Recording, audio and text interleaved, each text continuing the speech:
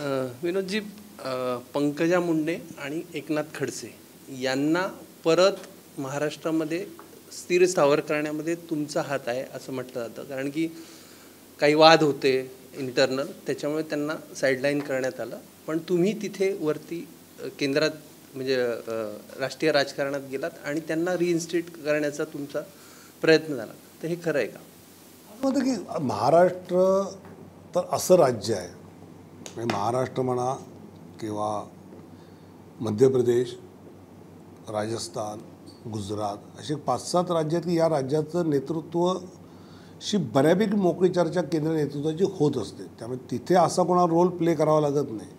त्यामुळे देवेंद्रजी असतील, बावनकुळे असतील किंवा त्यांची जी टीम आहे, सुधीर भाऊ, दादा पाटील वगैरे, या सगळ्यांशी चर्चा होऊन त्यातलं होतं. कोणी यात विनोद तावडे अमुक रोल करतो का अमुक हे करतं असं त्यातलं काही नसतं. तिथे उपलब्ध असल्यानंतर या विषयावरचं काही मत विचारलं तर माहिती असल्यामुळे आपण ते मत देतो. पण अदरवाईज मला असं वाटत नाही की राज्याला नको होतं आणि मी तिथे केलं असं काही नसतं. जे आणि विशेषतः देवेंद्रजी तर आमच्या सेंट्रल पार्लमेंटरी इलेक्शन कमिटीमध्ये पण आहेत, त्यामुळे चर्चा होणं सगळ्या गोष्टी यातल्या होत असतात.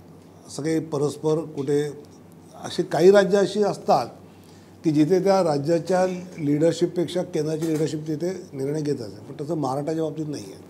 खडसेंचा प्रवेश लांबला आहे, कधी होणार? जेव्हा केव्हा करायचा तो त्यांच्याशी बोलून ठरला आणि त्याच वेळी तो होईल, असं लांबला वगैरे काही नाही.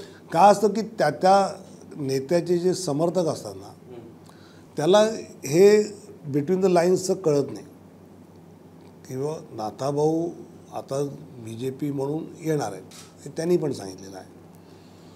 तर ते येणार म्हटल्यानंतर एखाद्याला असं वाटतं की आता आजच अमुक असं जे असतं, कारण तिथे ऑलरेडी एक सेटअप झालेला आहे. त्या सेटअपमध्ये नाथाभाऊंच्या लिडरशिपची ॲडिशन होणार आहे, तर त्याचा उपयोग आहेच, त्यामुळे ती करायचीच आहे.